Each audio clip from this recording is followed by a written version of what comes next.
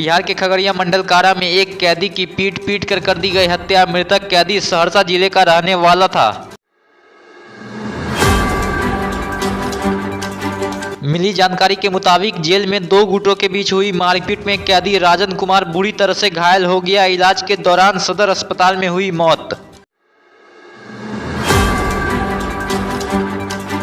Jail अधीक्षक ने दो पक्षों में हुई मारपीट की घटना की पुष्टि की। अधीक्षक ने कहा कि मारपीट की घटना की जांच की जा रही है। जो भी दोषी होगा उन पर कार्रवाई की जाएगी।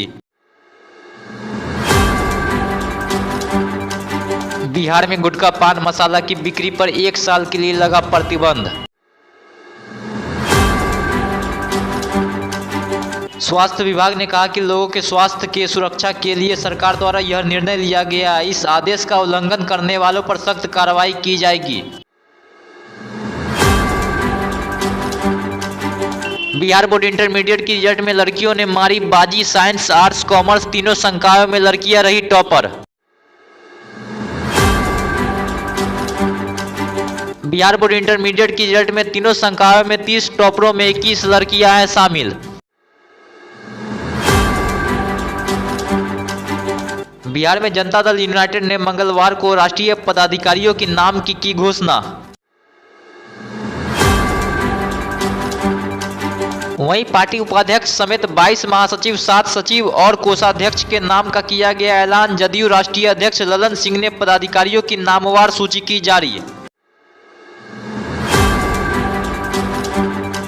बगहा में मंगलवार की सुबह शराब तस्करों की कार गड्ढे में पलटी। कार सवार दोनों युवक हरियाणा से शराब की खेप लेकर यूपी के रास्ते बिहार आ रहा था।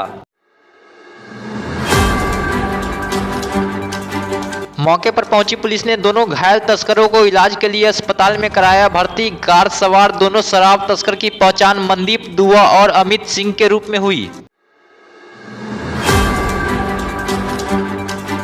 पूर्णिया जिले में मछली रखने वाले बक्से में गांजे की तस्करी का हुआ खुलासा। पुलिस ने बरसौनी टोल प्लाजा के पास से पिकअप वैन से 225 किलोग्राम गांजा किया बरामद। पुलिस ने बताया कि पिकअप वैन चालक गांजा को बंगाल से लेकर पूर्णिया लौट रहा था। मामले में पिकअप के चालक को किया गया गिरफ्तार।